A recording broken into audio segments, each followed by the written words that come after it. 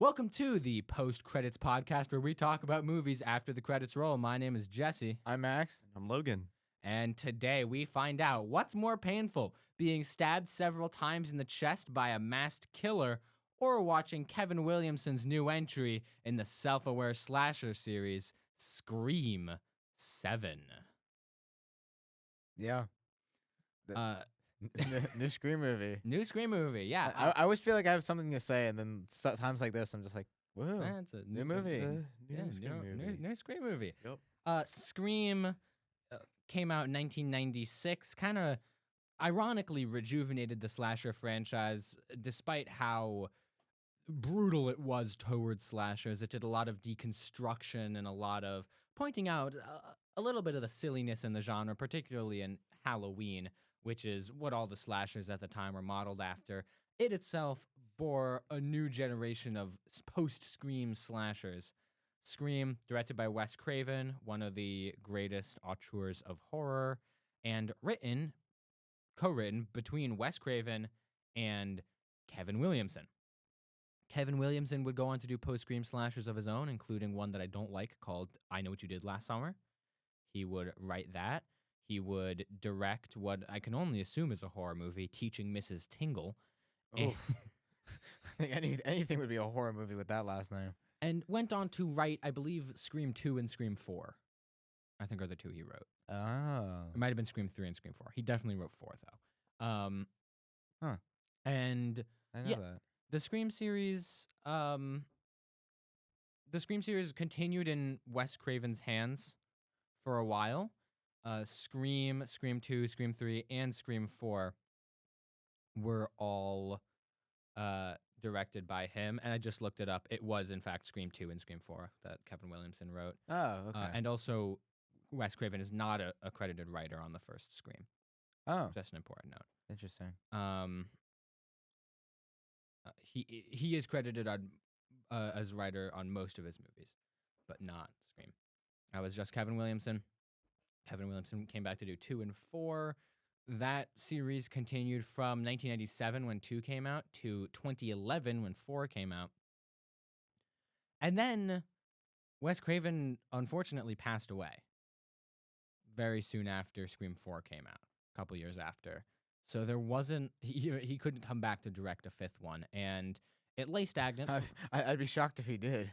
It lay stagnant for a little while before it fell into the hands of a directing duo known as Radio Silence.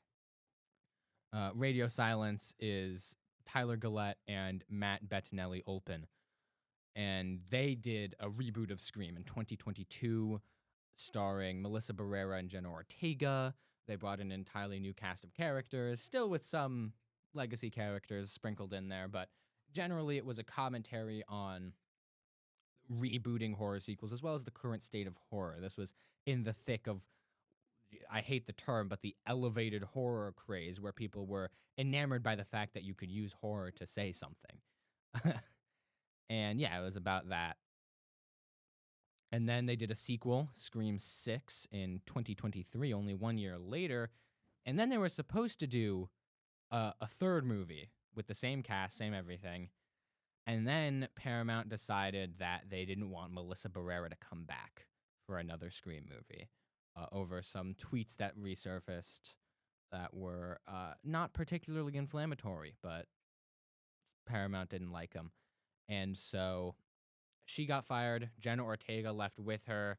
Eventually, we got to a point where Radio Silence wasn't coming back, and instead, Paramount decided to rehire the legacy cast of the first Scream and bring in Kevin Williamson to direct this 7th installment, which brings us to the question, this 7th installment, how'd you hear about it?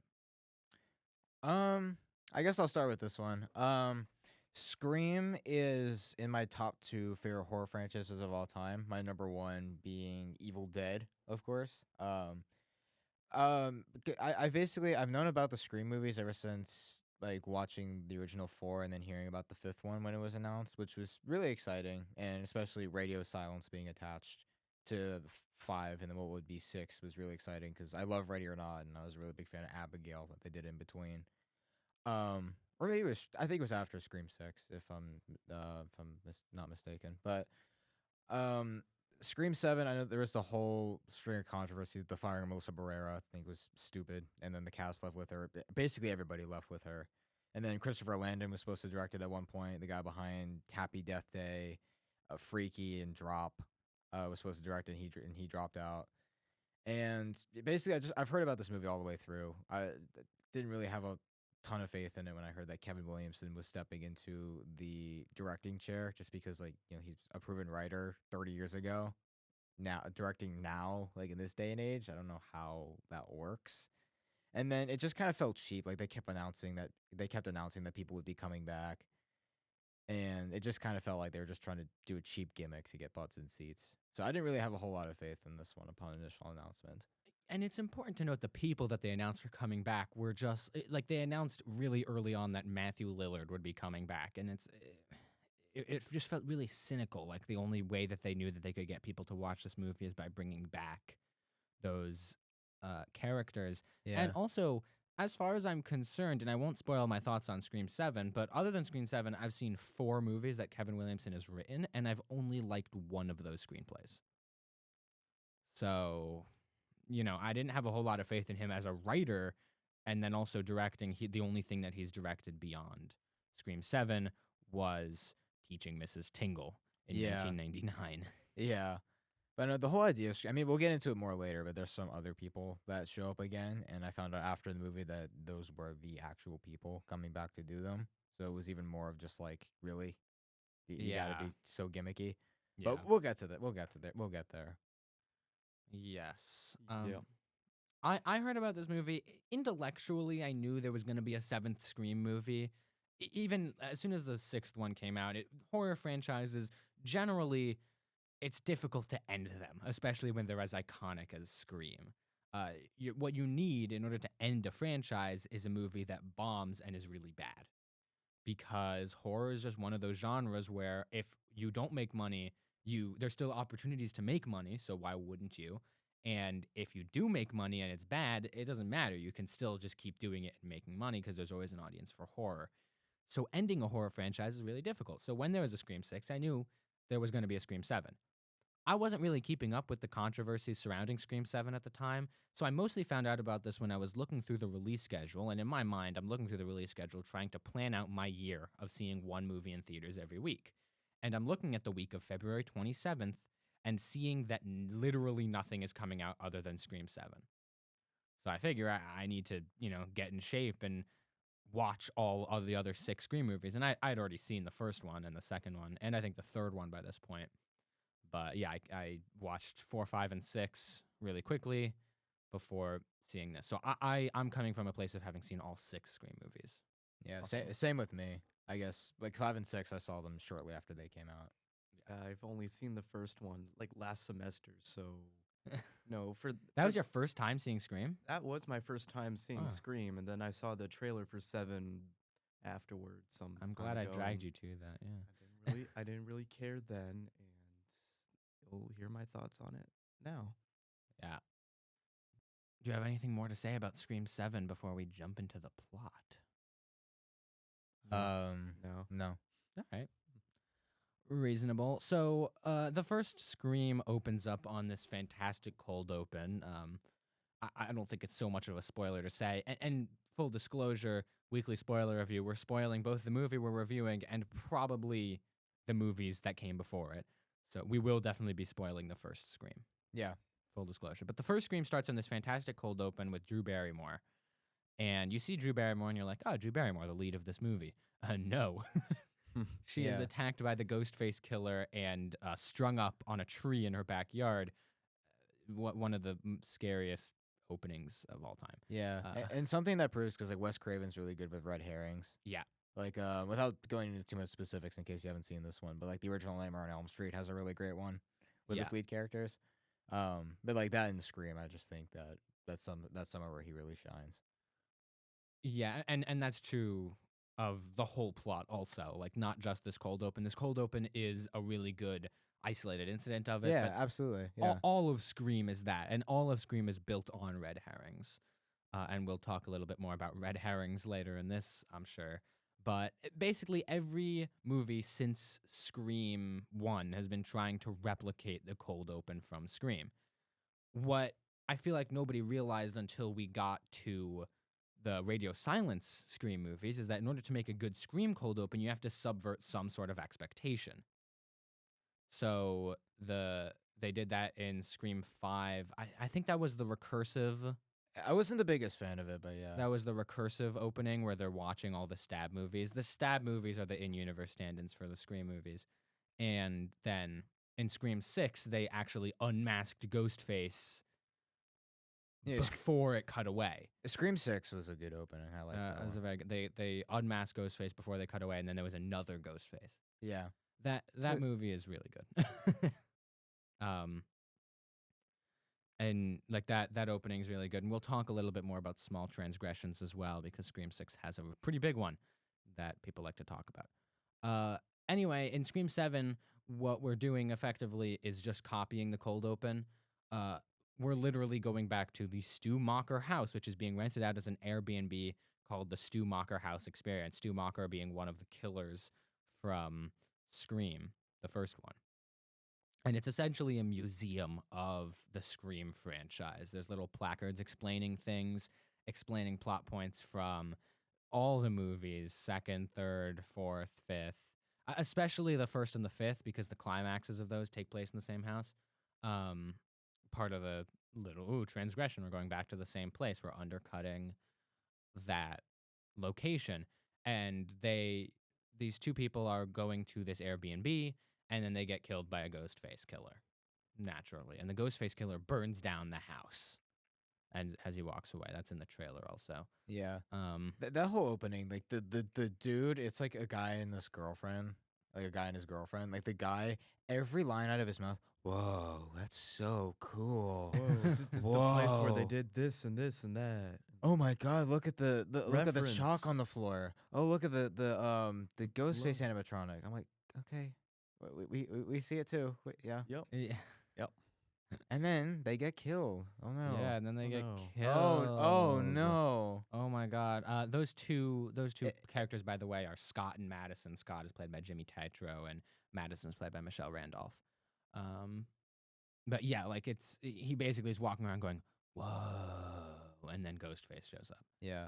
And I will say that girlfriend, like, he keeps like sneaking up on her, which is like a trope in movies that it's Mhm. so repeated. Especially in this one, she needs to leave him. Like like he kept doing it. I'm just like, it gets to a point where I'm just like you're in an actual crime scene, pretty much, and it's just like it's I don't know. It's just a trope that keeps on going. There's satire to be found there, especially when you look at like, people's reactions to the Dahmer TV show, where you have people dressing up as Jeffrey Dahmer for Halloween and posting TikTok thirst edits of Jeffrey Dahmer. Yeah, that's really disturbing. Yeah, that And- stuff was disturbing. But this movie doesn't go for that. No, it doesn't. It feels like it needed one more step to get there, and I don't know if it was intentionally choosing not to go there because that's not what it wants to comment on, or if it doesn't realize that it has something there. This is also a trope that we saw in Five Nights at Freddy's 2, a movie that we really didn't like. Also Um, with Matthew Lillard. Also Yeah, with Matthew like Lillard. Also three with s- Matthew 3 Lillard. minutes. Yeah. Yeah. No, Matthew Lillard shares a similar amount of screen time in these two movies. Pretty much. Yeah. Um, yeah, it's just that the killers become a fandom event, but they never care to interrogate that, which is really annoying. We cut to the main plot, which takes place in Pine Grove, Indiana. All the other Scream movies except for 6 took place in Woodsboro, California. 6 took place in New York City. I'll let you figure out where that is. And this one takes place in Pine Grove, Indiana. And we cut to Sidney Prescott, played by Neve Campbell. Yeah, who's back in Yep. this one after pay disputes for the last movie. And she got a lot of money for this one. So Yeah. she got her bag. She was the lead in Scream 2, Scream Yeah. 3, One and Scream of 4. one of Good if for not her. one of if not the greatest final girl of all time is Sidney Prescott. Absolutely. I mean, Scream is literally engineered in a lab to become the perfect slasher. Yeah. And it shows you how it's doing that on screen. Yeah, exactly. So yeah, Sydney Prescott is iconic, and she would be really interesting to follow. I don't think that they do a good job of following her story in the Scream sequels, but she should be really interesting to follow. So I don't blame them for bringing her back, and they even brought her back in Scream 5, the Radio Silence reboot. The only reason she wasn't in Scream 6 was due to the aforementioned pay disputes. So Sydney Prescott has built a new life for herself. She's married to a man named Mark Evans. Mark Evans is played by Joel McHale. Um, she owns a coffee shop, which I didn't realize. I thought she was barista there. And she like walks in, walks behind the counter, makes someone their order, and then like sits down with someone to talk, and is like, Wait, I don't you have she's a on the clock? job?" Yeah, Yeah. like, But you they were didn't make working it just a clear. second ago. I mean, I do that in my job, but like that's because I'm a teenager who worked at a movie theater, not a Yeah, fully middle grown. aged. Yeah, Not- not not- middle aged at a coffee shop. yeah, and she owns the coffee shop though, so it makes a little bit more sense, you know. Yeah. And she has a teenage daughter named Tatum, played by Isabel May. And apparently, she also has two other kids, but What? they are Where? not present in the movie. Did There's she? Where are her other kids? there is one scene where she's talking to Mark's father, or Mark's mother, and Mark's mother is taking care of her other kids. And Uh, they also say later in the movie that she has 3 kids and only one of them lives at home with her. Oh. Oh, Okay. I have no what? idea why That's- they did that. I didn't even know that. I And didn't even notice that. Fun Easter egg for something. Let's say, count how many kids Sydney Prescott has. One. One. There's 3. There's What? 3. Oh, 2, 3. Okay. Yeah, no, they're in a video call for 1 second. Speaking of video call, Sydney gets Oh, a boy. video call at the coffee shop, and guess who shows up but Matthew Lillard with some lazily applied scar makeup, which doesn't make sense because that's not where he was stabbed in the original Scream. And no FaceTime UI. No FaceTime UI. Just standard. It's just unknown. Look, every scene that Matthew Lillard is in this movie was shot by a screen recording of a Zoom call. He's playing It literally felt like he was in his garage, Yeah. propped a He's green not screen. even holding the Yeah. camera in most of the. in most of the those shots. He's not shots. holding the camera. It's built to look AI generated or deep faked because part of the plot of the movie is that they don't know if these calls are real, if they're actually Stu Macher, or if they're deep faked. They could, They're like I knew. they could figure that out pretty well. I mean, here's a spoiler for my first complaint of the police force in this movie. They are Oof. Yeah, Yeah, the police force. not that good at their job. Let's Yeah, just say. Fairly incompetent police force. I swear, even Gotham PD can solve this quicker.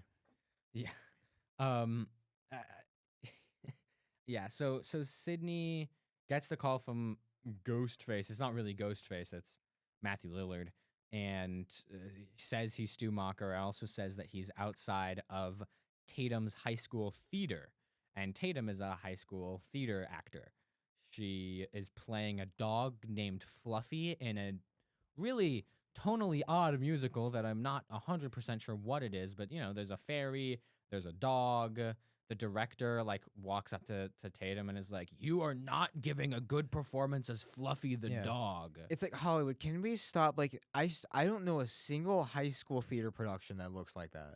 Like they keep doing that. It's like I don't see like what high school has that level of production.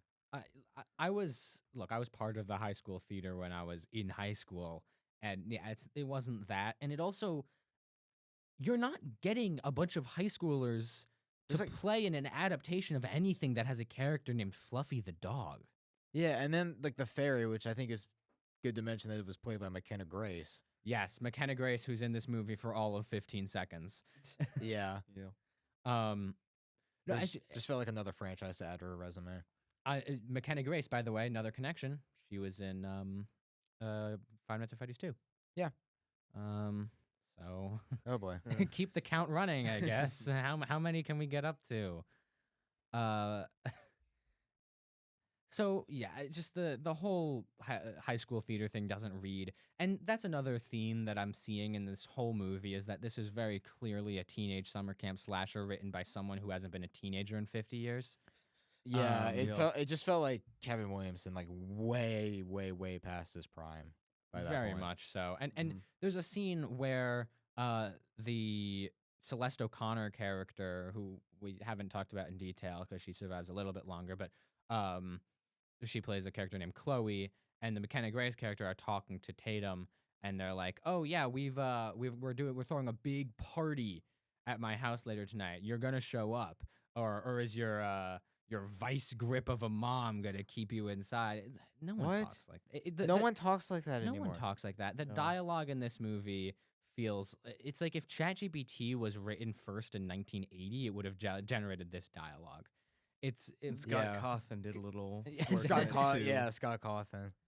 um Because like no one like even when Kevin Williamson did I Know What You Did Last Summer, like look, I have fun with it, but like if you dive in deep to that one, like one, it makes no sense, and also two, like it's like the most stereotypical teenagers of the time. And you watch Scream 7, it's the most stereotypical teenagers of the modern same time. time. Yeah, It's like the not same even time. modern. Not Yeah. now. There is not a time where they like take out their phone Yeah, because like and do anything you don't with it. like you don't Call the overtly- police, for instance. Oh my god, we're gonna get into parts later. Oh Oh, my my god. God. It's like infuriating. All right, so It's like they care more about their Fitbit steps than they do about calling the police. I think you get a little bit of what we think about this movie. Uh, Buckle up, folks. yeah, we're about 15 minutes of runtime through this, and yeah, it's pretty clear we don't like this movie. Yep. Sydney arrive. Well, I mean, Sydney runs towards the theater, and Ghostface shows up and kills 2 people at the theater, and then Sydney gets there, but Ghostface has already fled.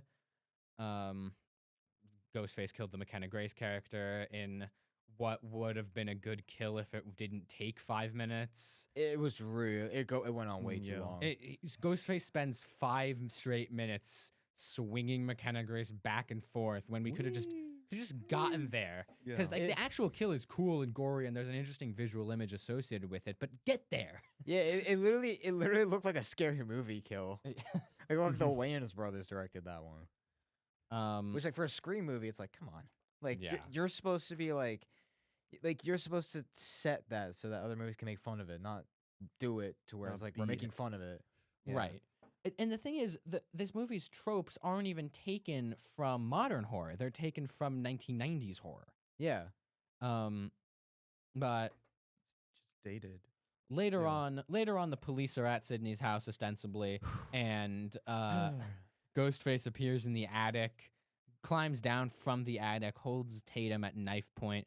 Speaking of Oh, things that boy. end in point, there are like guns might be the least useful thing in this whole movie. It's the people Yeah. holding the guns. Let's be honest. He was 3 feet away from Ghostface, who has full blown face away from Tatum. Yeah, So he had the clearest shot you could ever like. I'm no like police expert or anything, but like from how that was filmed, it was almost like right to the forehead, like point blank. Like Yeah, like could have he's just gone for like it. Ghostface is right there. Like it reminded me. So like I'm assuming like if you're listening to this, I'm assuming you're a fan of horror and a fan of slashers. And if you've seen like the later Halloween movies, specifically Halloween Kills, like that whole movie is stuff like that. To where it's like people are right in front of Michael Myers with like a gun or something. They don't do anything just so Michael Myers can kill them, just so like he can Unintentional keep trope. going. And it's just like I see that in this movie. I'm like, why are we still doing that? Oh, and a couple other things. He has no backup, and he decides to take the 2 would-be victims / suspects into the crime scene with him. Potential crimes area. Like, you're a cop. You're not supposed to do that. Yeah, It's like- no so taser, they no were- No nothing. taser. Like no okay, taser. he gets the gun. He drops the gun. He starts to fight with Ghostface, and I guess the Pine Grove Police Force of Indiana is severely underfunded and understaffed because that fight doesn't go too well. So they Yeah. they say in dialogue the entire police force is with the victims' families. all of it, Uh-uh. all 3 people in the police force. So you're telling me every ambulance, every unnecessary fire truck that pulls up randomly, that you're telling me they're just all gone? They Yeah. got less of a staff than Andy Griffith in Mayberry, North Carolina. They literally there's cops in the house, and then I guess they all saw Ghostface and were like, "Oh no, We gotta bring them in run! there." He's gonna Quick, kill us. quick, go back into the crime scene. We gotta Huh? get out of here." Oh, back What are we up? doing? No, okay. Just Yeah, me and- Back up. Oh wait, no, and my that's family. And oh so no, then, my battery's dead. Hold on. Eh, Oh wait, but- that's not even my walkie-talkie. What am I doing? then we get Sydney and Tatum running through the walls while Ghostface is stabbing through it. It's That part actually in the trailer. Yeah. it's part in the trailer. It's not a bad set piece. No, it's not terrible. I mean, it's weird that they almost lured Ghostface into Sidney Prescott's super secret dark lair. It goes but- a little too long for me to. It broke my suspension of disbelief. Like he couldn't have. He missed every single time in that 3 minute. Yeah, you could have just went span. like hit one part and then just go. Just go. Beep, beep, beep, beep, beep, beep, beep, beep. Yeah, right. Yeah. But we get to see a good old classic Ghostface anger. He rips some paintings off the wall and he throws a chest of drawers. That one's fun. Yeah. Oh no. I mean, it's just like good physical acting because Ghostface has always been allowed to maneuver a little bit more than a killer like Michael Myers that has to be either still or walking, and that's why they're scary. And he falls down all the time too. That's Yeah. like his classic thing. Ghostface falls down. He moves around. He's a lot more mobile than other killers, which is cool. Sydney gets them outside through the wall because Sydney has this crazy security system that apparently includes a secret exit through the wall. And Ghostface gives chase and then gets hit by a car It's and run over by Deus Ex Machina. These two. yeah, randoms. Deus Ex Machina, of course, is played by Courtney Cox, playing Gale Weathers, the only character to be in every single Scream movie. Yeah. Yeah. Beyond Ghostface, but the Ghostface is a different character every time, so it doesn't. It's like count. Ghostface is a figure. Yeah, Yeah. but Gale Weathers is in legitimately every single one. Yeah. It's like the C-3PO of the Scream franchise. Yes, very much so. And she comes along with Chad and Mindy, who were the niece and nephew of Randy Meeks from the first movie. And they're played by Jasmine Savoy Brown and Mason Gooding. They were introduced in Scream 5 and have been recurring characters ever since. They are, I believe, the only characters to retain their castings from Scream 5 and 6. Yeah, seeing him Yeah. seeing him in this one, I was like, I'm surprised they didn't leave with them. But you know, the more power to them. I mean, I'm not obviously Now, telling people what to do, but for whatever reason, they've gotten themselves professionally attached to Gale as their camera people. So for some reason, yeah, I don't know how they managed to latch themselves onto Gale Weathers or why that was their first choice, but it was. They unmask Ghostface, and as it turns out, he was a guy that bought coffee at her coffee shop. And they say this out loud.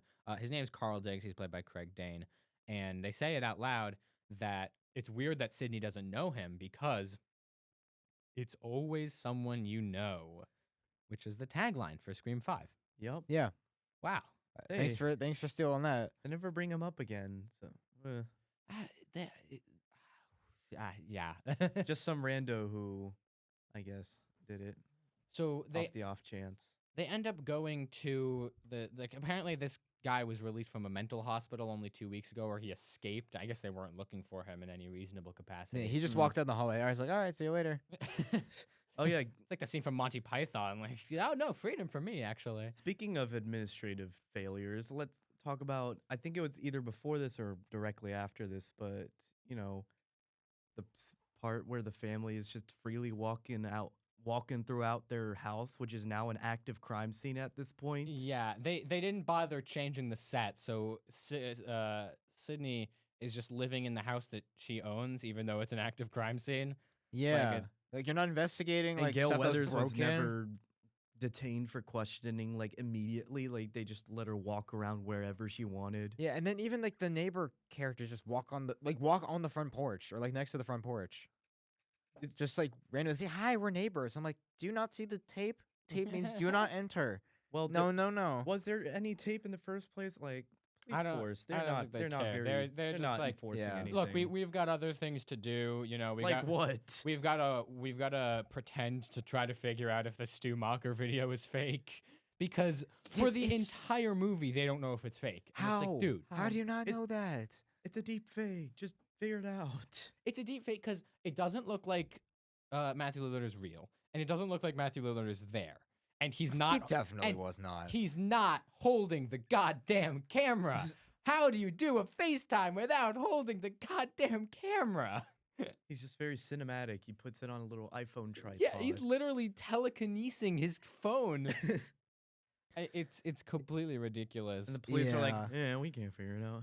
Yeah, well, all right, well. Sucks to be you, I Shouldn't guess. check it. It'll waste too much time. We got other things. To Yeah, do. we've got other things to do. We have better things to do. And they show to Marco, who's the supervisor, they show Hello. the Sorry. I'm sorry. they show the video of Stu Macher, and he says, "Oh yeah, that's John." They're like, "John who?" And he's like, "John Doe, the guy who we don't know what his name is. He The lost guy his who memory." went through the court system, and Oh my then God. everybody lost him for 30 years for some reason. I Yeah, don't it's know like- how that works. It's like, but isn't his house like a tourist attraction? Like, how do you just lose that? So the police, the whole police system, the whole federal government at this point, I'm convinced, thinks he's dead, even though he clearly did not, according to this guy. This movie introduces some theory that Stu Macher actually survived the events of the first Scream and is still walking around, and and they say like, some "Oh, recovery. we checked the morgue and there was never an intake form for his body," which suggests that either someone stole it or someone's trying to make it look like he didn't survive, or someone either he didn't survive or someone's trying to make it look like he didn't survive. And then he But went then to court. They say that John Doe went to court and was declared mentally unfit to stand trial, For which is what? insane. How do you not have the documents for that? Which is insane because that would have been documented. Also, that would have ended the movie right then and there. Just figure out if he's lying. Figure out if that's true. If Stu Macher, who, like, a really bad liar then. by the way, he's on trial. You don't need to call him John Doe.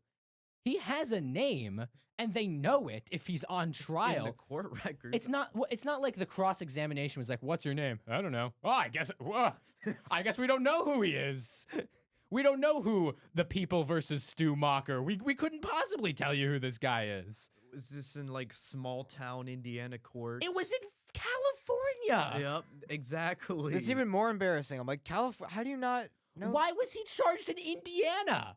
By the way, can we mention that he committed a Why crime go to in Indiana? California? Where does Indiana fit into all this? It's such a poorly thought out red herring because it's like, Also, wait. spoiler alert, this guy's Ghostface. Marco is Ghostface. This like mental hospital guy, worker. that's Ghostface. He's Yeah, it's lying so about obvious. He's lying about this to cover up the fact that he's been faking these Stu Macher videos. I know, I just spoiled the whole thing. So And then, sad. like, not only that, but like, it's so obvious from like the moment he literally puts down a cup and he turns it to where his name is in front of the camera. They do a slow, hey, make sure you don't forget his face, and then we're not going to show it because we're supposed to make you forget because that's how good twists work, right? Nope. No. Yeah. But it's like his lie is so poorly constructed that if anyone in this movie was competent at investigating even a little bit, because you can find court records on Google at this point, if anybody was at all competent in getting the things that they need, Gail Weathers was a goddamn investigative reporter and she doesn't know to double check court records. They would have found out that he's lying out of his ass right now. The police have a budget of currently 2 cents and a nickel. And The police They budget is can't do any- negative. and then Like the police leaking funded this money. goddamn film. It's No, ridiculous. literally, the police find it literally looks like someone opening their wallet and then flies just flew out. Yeah, it's Mhm. so frustrating. It's baffling that it's just not at all well thought out. Forget not working as a Scream movie, because what makes a good Scream movie is an entirely different conversation. Forget not working as a slasher movie. This doesn't work as a movie. It doesn't make any goddamn sense. And this is all stuff. This isn't like, we slept on it and we thought about it and we came to the table with things to discuss. These are No. things that people were No. saying in the theater. No. Yeah. Yeah. And things that we thought of in the theater as Yeah. soon as they Like, happened. All three of us like turned to each other, we're like, "What is this?" Like, and we kept like pointing. It's like, "Wow, these are like the worst cops of all time." Like every like couple minutes, it was like something would pop and up. this was the general vibe of the theater that we were in. This was one of the most full theaters we've ever been in. Nobody was responding well to the twist in this movie. Oh no. Everybody knew that this was complete horseshit. There's that little Except kid that one lady. laughing. Yeah, the kid laughing, and the one lady behind her. Huh? Huh? What? The only person that liked this movie was the 6-year-old someone brought in. I was like, how are you? It's like the kid that saw the monkey when we were in that same theater. There was just like blood everywhere. Mommy, that movie was good. I'm like, huh? Yep. What movies are kids watching these days? I mean, if you're gonna watch a Scream movie, I mean, this one's not really that gory, but Yeah, if you're gonna, I mean, look, if you're gonna watch a slasher, just watch the first Scream. Even if you Yeah. haven't seen Halloween, like you're gonna get a lot out of Scream. yeah, definitely. So there's still more movie left. Where are we in the Oh my plot? I gosh. lost where track. where are we in the plot? So Oh, it was after the They're walking around in the mental hospital. They're So walking they around walk in around their home goods commercial looking house. Home yeah, Goods and- commercial. and I It's think not. I did not like their house at so all. they threw in a plot that their house is being remodeled. I think because they just kind of forgot to finish the set. So it's constantly covered in remodeled. tarp. You Is gotta that what remodel that- a little bit more than Is that. that what it was? Yeah, Like, the that's why garage that's is why there just was tarp a everywhere tarp in the because the house is being remodeled. Oh, is that what they do? I think you're Yeah, gonna when want to they extend remodel. those remodeling plans after the stabs and the paintings on the floor and the broken stair. Like, Maybe add some crime scene tape. Maybe a couple cops around. Like you Yeah, know. I mean anything I'm to just make this saying. house somewhat safe to live in. And so the cops have instituted a curfew of it's a point taken directly from the first Scream movie, and Mindy and the other one, Chad, they've assembled all of the kids, the potential suspects, at this tavern, this bar, and they're sitting there. yeah, Just breaking with curfew. with curfew, by the way. Yeah, they're How is this town not in total anarchy at this point? I mean, they're sitting there breaking curfew, and they say like, "Oh, there's a curfew. We'll never meet up." And they're like, "We should do it anyway." And they're like, "Yeah, it's a good idea." Yeah. Like that's Okay, not they how just do it. it's not how Kant works. The owners of that bar must just not care whatsoever, or like their security cameras must have been acting funky that Well, night. I think the idea is that Celeste O'Connor's character works at there because she's like cooking pizza really badly, might I add. She Oh, has it. she cooked it worse than me. Like She burnt it to a crisp. she was cooking like flying saucers or something. Yeah, and it's like they all come up with excuses to leave. Like one of them's like, I'm gonna go to the bathroom. The other's like, I'm gonna make a pizza. The other one, and then Tatum and her boyfriend leave and go back home. But then when Tatum gets in the car, as it turns out, her boyfriend had a fake Stu Macher deep fake on his computer. It was so fake too. Like the effects they added on screen to glitch it into It might be- fake face. It might have been the worst Yeah, That's like- probably like the most cringeworthy scene I think of South Studio- Carolina this year. edit. yeah. Yeah. I will say, at least they got the UI for DaVinci Resolve right. Oh yeah. Yeah, unlike what on was it, the- Anaconda? They got the editing Anaconda, software they wrong? got the dual track that does nothing. Yeah, so Tatum, her first instinct is, all right, so curfew has been broken. You're in a car with someone, you don't want to be in the car anymore. Where do you run? Do you run to the building you were just in where all your friends are, or down the street into the open, into the dark, with no destination in mind? Cue the Jeopardy music. A Alright. tavern or open in the street. I mean, Oh wait, can we sing that? tavern. They, Oh, maybe. you know. She goes into the street and just kind There of, we go. and she runs at a leisurely pace, and starts screaming about help, help, whatever. Everyone's asleep, girl. No one's gonna hear you. In their houses, not like in the business side. Yeah, in the business The district. small Yeah. business. We do not have road. dual use Help, zoning here in ghosts. Pine Grove, Indiana. I promise you that. Yeah. And meanwhile, Sydney wants to talk to Stu ostensibly, or whoever's been creating the Stu deepfake. So she goes on the Gail Weathers show and gives an interview. But then Gail Weathers starts probing a little too close to home, so Sydney walks out of the interview. As she should. And she walks out of the interview. She gets a call from Stu again, who says, "Oh, I'm outside this tavern. Guess where your daughter is? It's 10 p.m. Do you know where your children are?" And she's Thank like, you, "Yeah." Matthew Lillard. She's like, "Yeah, she's at home." And he's like, "Nope, at the tavern." And she's like, "Damn it!" So then she I was wrong. oh darn. And then she runs to the tavern, and by runs I mean jogs. because At she least. Leisurely Oh, pace. she did something that really. she goes to she's- her car. She goes to her car. She goes, "Oh, I can't find my keys anywhere." Oh, I think her Fitbit must have been on or something. She had to get her steps in, and decides to Mhm. like go on foot while there's a killer on the loose, or killers. A Skeller. Wink, Yeah, wink. she decides to go on the run, and she so Tatum manages to get into the coffee shop and hides from Ghostface, and then her phone buzzes because Sydney's calling her, and then she turns off the phone, and then Ghostface walks away, and then that gives her enough time to actually call Sydney, and Sydney is like, "All right, I'm on my way." And then she comes to a full stop in the middle of the road and says, "I'm not going to make it." So here's Because the here's Wi-Fi apparently gets, as you get closer to the cameras that you're running to, I imagine, the Wi-Fi gets worse somehow. right. She meets one rough patch and is like, "Well, there's nothing I Well, can do." it's time to It's give over. it's time to Stay give in it the up. middle of It's the time to give it intersection up. here. Yeah, Yeah. let me stand in the middle of the intersection, full stop, feet planted, flat on the ground, and just talk you through what you should do. And her master plan, by the way, There's a Ghostface gun. Ghostface boy. at this point, manages to get in because he knew the code. Why the hell didn't he get in earlier? I don't know. Yeah, and all this is happening while her dad was literally stabbed by one of the Ghostfaces. He's just been left bleeding on out the for like the floor. past couple hours. Oh, and Like yeah. literally somehow was he's still alive.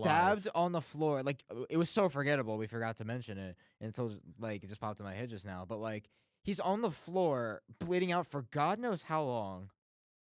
In the stomach. You can't And tourniquet also, like, that. He's And like how much blood Sydney, does he have? Sydney and Tatum like don't even acknowledge that at all until like way They too really late. don't. Like, do they not? Like you're doing care great at for all? your dad who just got stabbed. Like And he's still in the garage. They're like, what can we do? He's in the garage, stabbed, and also with a plastic tarp wrapped around his mouth, so he should not be breathing. Like, there's a lot of different issues with him being alive. For one, no oxygen flow. For two, Blood loss. no blood. I mean, like, he's all the blood is on the floor at this point. It's not being kept in reasonably well, but no, he'll pull through. He's a real trooper. Yeah. And so Sydney, in her full stop, decides to direct Tatum to go to the safe room where there's a gun. And so Tatum barricades the door. Ghostface can't get in. Just important to note, Ghostface can't get in. So she gets the gun, shoots him through the wall, opens the door to shoot him in the head. who was And then- that? It's like who's there? Could It's you like not I have wonder shot who was there. him through the wall to the head. You like? It I'm doesn't. sure you have enough shots for that. It doesn't matter whether or not you shot him in the head the first time. If he gets up, you shoot him in the head again. And then you're done. If not, if you run out of bullets, if there's no way for you to possibly shoot him in the head, he can't get in to where you are. You are fortified. The walls are fortified. This is a safe room. The door is barricaded. He's already tried and failed to get in. If you hide in there and wait for Sydney to come in with her own gun, then you'd be fine. She can shoot him in the head. Don't Well, open the fucking door. Look, Yeah. What is wrong with you? Why is that the final girl? This is the person who has survived 5 Scream movies. This is her thought process. Her entire life is built around saving her daughter from Ghostface. That is a fact that we understand, that we know, that they establish, and her bright idea is to invite him in to have fucking dinner. Like, what are you doing? Why? Well, what if What Go- is, what if what Go- is the well, thought process? well, It's what if not Go- interesting. Well, what if Ghostface wants some dinner? It's not fun. He's in a coffee shop. What if he wants a bit? What if he wants like a? He Let's can go. grab his own Delish. fucking pastries from behind the counter. What if he wants? doesn't What need if to he get wants? into the What if safe he wants a room. stone cold biscuit? This is or whatever they serve there. This is one of the worst pieces of plot writing I have ever seen, and that is saying something. That is saying I- something. It is, yeah. It frustrates me to no end, that one scene, and it knocks the whole movie down a star because the movie ends right there if you just do the smart thing and don't open the door. Not only that, she walks out, she obviously gets attacked by Ghostface because, of And course. Sydney is still like planted feet on the ground. Sydney is doing grounding exercises. She might as well be doing yoga for all the Yeah, motion her, she's getting. Her Fitbit, it must be on a roll or something. I mean, she must have gotten the high blood pressure warning because right now she's taking a big chill pill. And so Tatum is attacked by 2 ghost faces. That should be it, right? We're done. Tatum's dead? No. They only took her away to a different place so that Sydney can watch her die, I guess. There's some stupid, not interesting sadism there. So they tie her. You said you could just, not go there. That would, A, foil their entire plan for that reason. And B, maybe, call the cops. Yeah, there's so many. It's like, call the police. No. Call the police in It's another like district your if they're a little too It's like your phone is understaffed. It's like but, your phone is right there, but no. No. You want to go on FaceTime and go on Facebook or something or whatever they end up doing. Yeah, so. And then look, here's me with characters to me. I'm not saying every character, especially in movies like this, don't have to be 100% like the smartest person ever, but you should know better not to do things that Tatum was doing. You should know better than that. You should know better that to not open a door when there's a killer standing outside. I mean, as Sydney, who at this point doesn't really have the excuse of being under high stress and making bad decisions because this isn't the first time. This is the 6th time she's done this. She should know not to open the door when there's a killer on the other side of it. Yeah, exactly. That's what makes it stupid. See, It's she directs Tatum to open the door because she doesn't know if Ghostface is dead. If you don't know Ghostface is dead, don't give him an in. Keep him out. He will get up and you can shoot him again. If you already have bullets, if that's what you're confident in, he'll get up. You'll get a second chance. Don't worry. Don't lower your goddamn barricades. It's so frustrating. And they go back to her house and they tie Tatum up in the backyard. Yeah, apparently, Ghostface is Houdini. How did they get Tatum there that fast? I mean, They jumped into Ghostface jumped into a portal. To be fair, we don't really know how long it took. Sydney was probably leisurely strolling, stopping to smell the roses in the middle of the road. In the middle of the she road, stopped- There's a she car stopped- behind her. Beep beep beep beep. she was tiptoeing the Oh, yeah. whole way to her house. She got Didn't want to overexert herself. She got stuck in the Taco Bell drive-thru, the whole process. God forbid she gets tuckered out while running to save her daughter from an evil slasher villain. And those shoes are new. You don't want to wear them out that quickly. there could be puddles. She has to watch out. Yeah. And so she goes, and then they do this mask off thing where Sydney wrote a book in Scream 3, and they're like, yeah, I read your book and I was so inspired, but then you disappeared, and you weren't in the Ghostface incident in New York, so I became Ghostface, and that was her neighbor that we mentioned earlier. Oh, and before there was the deep fake reveal with the 4 random people. The deep fake reveal with the killer from, obviously Stu Macher. There was the killer from Scream 3 and this killer from Scream 2. And then Dewey. And Dewey! What? Remember Dewey? And then I looked, it was David Arquette actually came back and did that. I was like, talk about phoned in performance. Why would you do that? Look, if I was David Arquette and I had a chance to basically film a cameo, the Cameo the app as in vertical video, basically. Yeah, talk about having only seen the first movie. How do you expect me to know any of these people, have any sort of impact for me? Is this made for fans? In a way.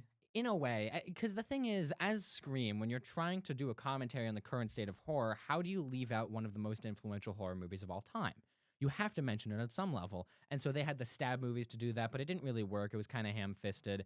And then they get to Scream 6, and they started actually reckoning with the events as they occurred in a metacontextual way. We're interpreting them as a commentary on the film, but the actual event in canon is referring to the events as they happened in the films, which is an interesting way of doing it.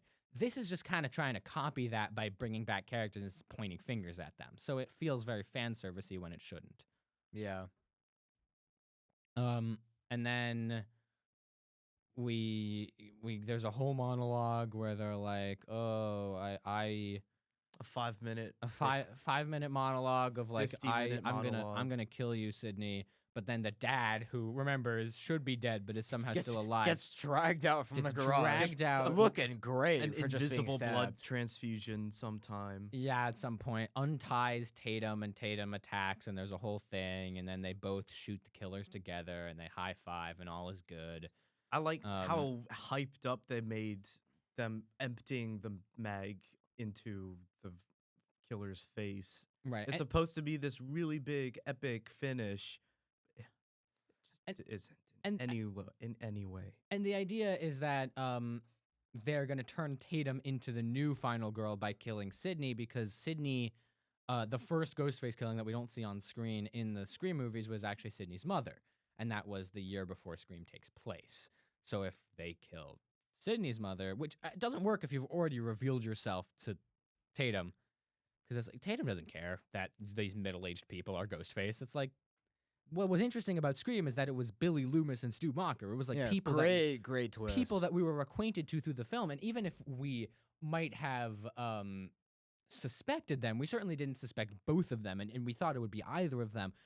So That's what made that twist so really well done. If you're not they, seeing they the- repeat it. Sorry, they repeat it so many times in the franchise to where it gets tired, and then here Yeah. in this one, like it's so stale. yeah, and if you're not expecting the twist in Scream, no matter what, you will trust either Billy or Stu. So it hits no matter what, Exactly. which is great. That's a great way to construct a twist if it's never been done before. By this point, they run over the first Ghostface, and they're like, "Wow, I mean, there's always two of them, so this movie can't end yet." And it's like, oh my god. But again, also these are characters that we have no attachment to. These are random schmo neighbor from the first scene and the guy who runs the psychiatric hospital from I've seen for 10,000 scenes seconds. ago. It's middle-aged Ghostface. I don't care anymore. These aren't characters I know. These aren't characters I'm at all interested in.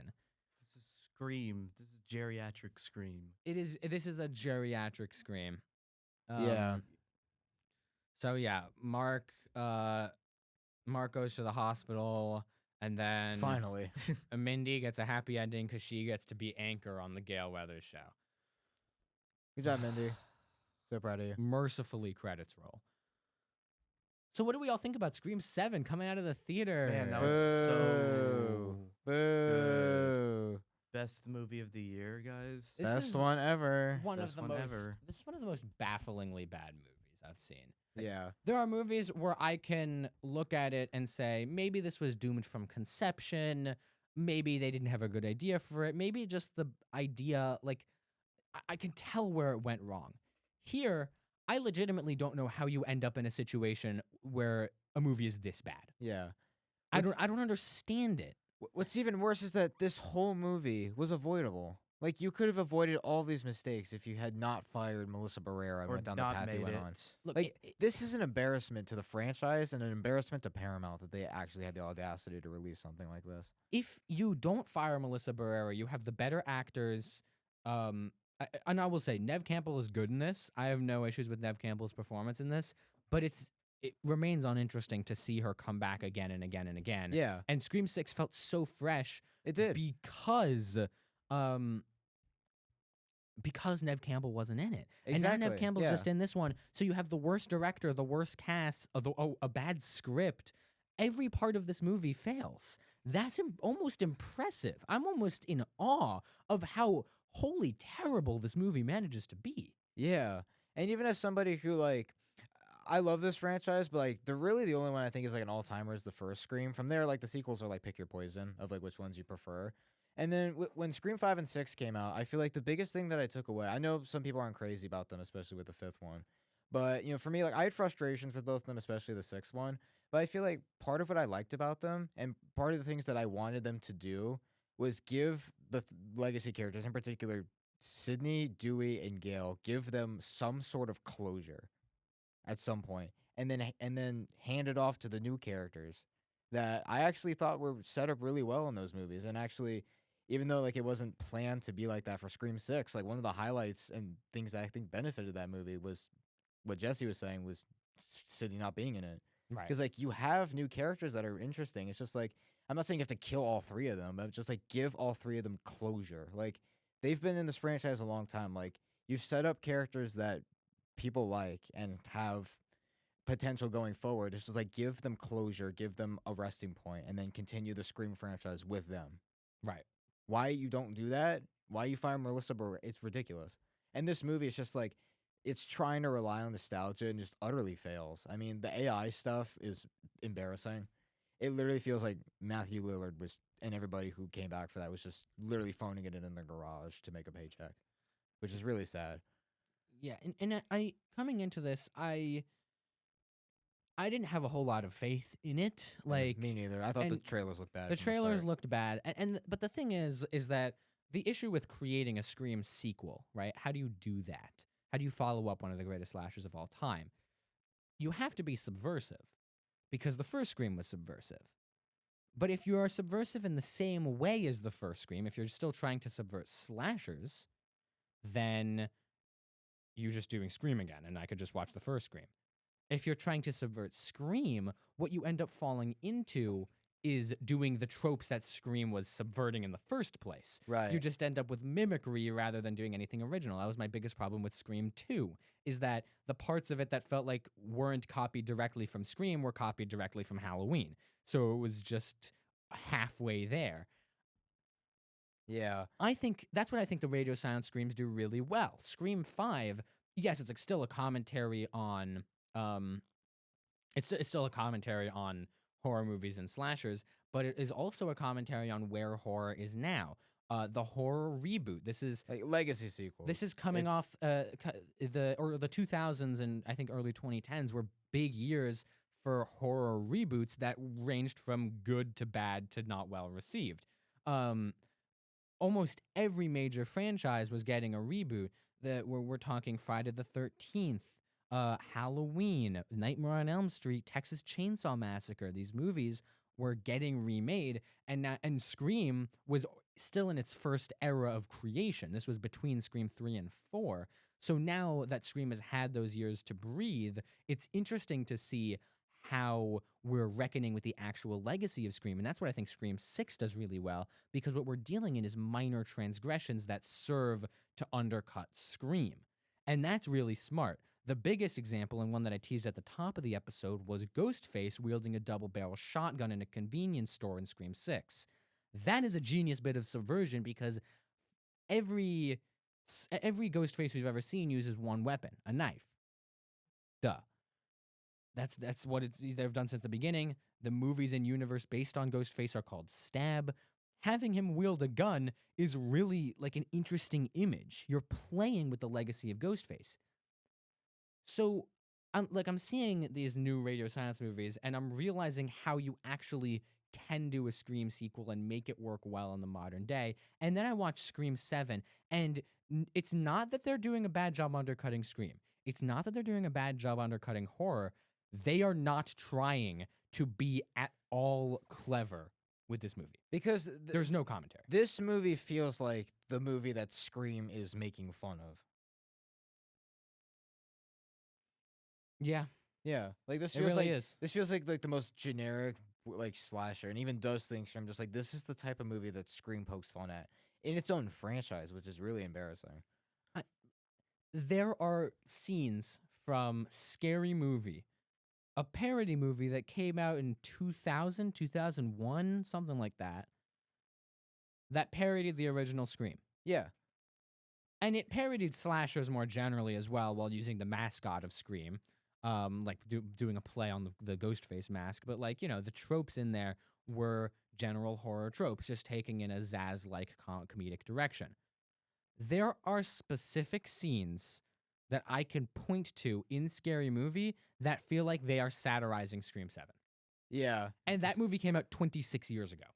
yeah. And what's even funnier is that the trailer that was supposed to play in front of this, except for the crappy theater that we went to, was Scary Movie 6, which is coming out in June. And I feel like if the Wayans brothers knew about this movie, my Oh God, would my God, would They they would been have having a some field fun. day? There would have been so much like making fun of AI Stumacher. But yeah, there's not even really much I have to say about this one. Just not good at all. I mean, I And feel like we've thoroughly torn this movie apart before we even got to this point. It's really just so bad. yeah, And yeah, I know it's baffling to me how this can even be considered a Scream movie. yeah, and even more so, this is my least favorite movie I've seen this year. This is probably a solid second place. I really did hate Mercy, but honestly, I don't know. This could fall even lower. It's really bad. I'm probably putting this below Mercy, honestly. Yeah, same. Yeah. Just because this You know. movie, like as a Scream, like it's an embarrassment and a slap in the face to one of my favorite franchises of all time, and one that for the longest time, like all 6 of the Scream movies, like none of them I gave thumbs down except for this one. Yeah, no, and this is by far the worst Scream movie. It's not even close. Yeah, This is definitely this is probably the worst horror movie released all year, maybe in the last 5 years. Like, yeah. I- We haven't seen Psycho Killer, but of the ones we've seen, yeah, it really is like, yeah, it's awful. Yeah. It's a movie that's like, sometimes you will give a movie a negative review, and people listening will say, "Oh, that movie sounds so bad. I need to see this. I need to experience how bad it is." This is know, a movie you don't that need to. is bad, and I don't want you to waste your time on it. Yeah, If you're thinking, "Wow, this sounds so horrible, I need to see it," don't. Don't give it your money. Don't give it your time. It's not worth it. yeah, It's not worth it. There's no enjoyment that you will get out of this movie that that you didn't just get from listening to this podcast. If you want to watch angry people tear this movie apart, that's a better way of consuming this movie than actually watching it.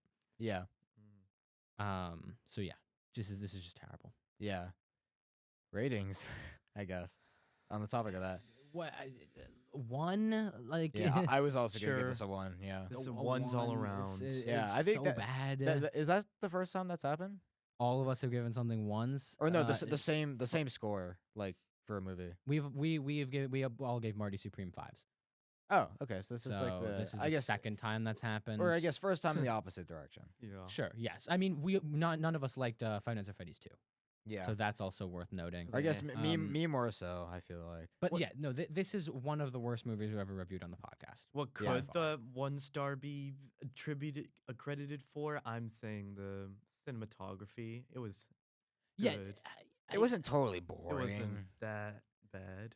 It's. I think that the set pieces and most of the kills had a nugget of goodness hidden behind a wall of fluff.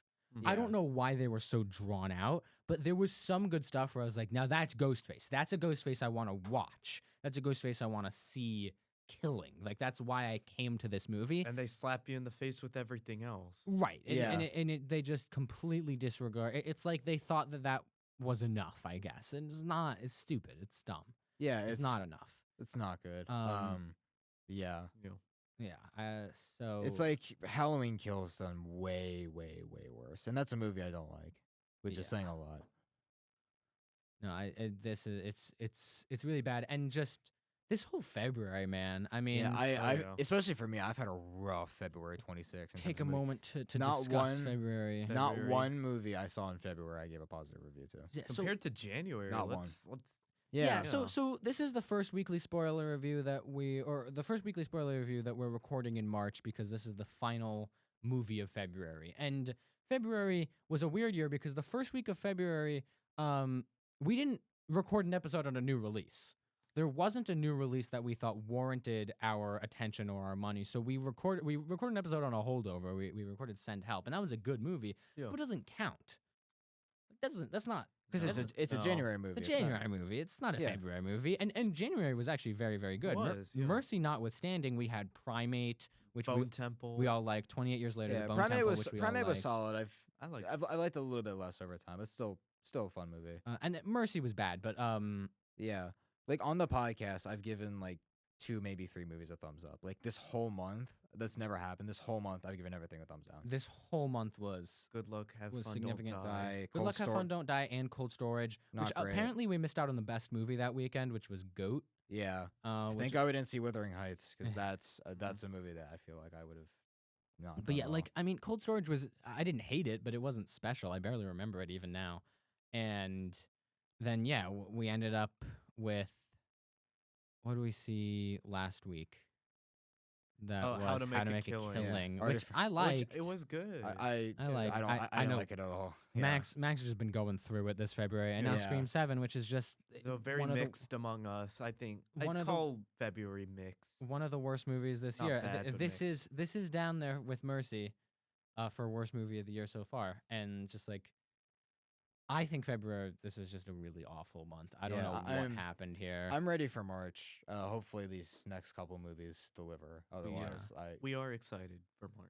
Yeah, look, we made it past a rough patch. Thanks for sticking with us. Yeah, If you yeah. have anything to say about our opinions on these movies, on Scream 7, on anything we reviewed in February, if you have anything you want us to cover on an episode of either the Weekly Spoiler Review or any other show, really, or if you just have a fun fact that you want to share with us, something we missed about Scream 7, put it in the comments. Then in the next episode of the Weekly Spoiler Review, we will read your comments and respond to them. We have no comments to read and respond to this episode, unfortunately. If you want us to finish the Fallout series, then Yeah. Fallout's been rough. Because in a few days it'll be a month since the finale came out. Oh boy, yeah. Yeah. So if you've been looking for those last 2 Fallout episodes, leave a comment. We'll get them to you. Yeah, it's just schedules haven't really aligned. So let's go move into Letterboxd plugs, shall we? Sure. On Letterboxd, I am Threnvy. That's THRNV, like the sin. I have my review up for Scream 7, but I don't really think that you should read it if you already listened to this podcast. So instead, hop on over and check out my review on, I don't know, The Lost Bus. That's a good movie. Lost Bus, visual effects nominee from this year's Oscars. Yeah. My letterbox plug is MJ Spiegel. It's MJSPIEGEL. I currently have a review up for Scream 7 as well. It's not like a full in-depth review. At least that's what this podcast is for. It's just a little something in there. If you've been following the release of that movie, hopefully it'll be something worth reading. And then I also have a ranking on my page of all 7 Scream movies. So you can probably guess where this one ranks amongst all of them. So go feel free to check that one out. And also for the second time on this podcast, go ahead and follow our Instagram. That is post_credits podcast, all lowercase.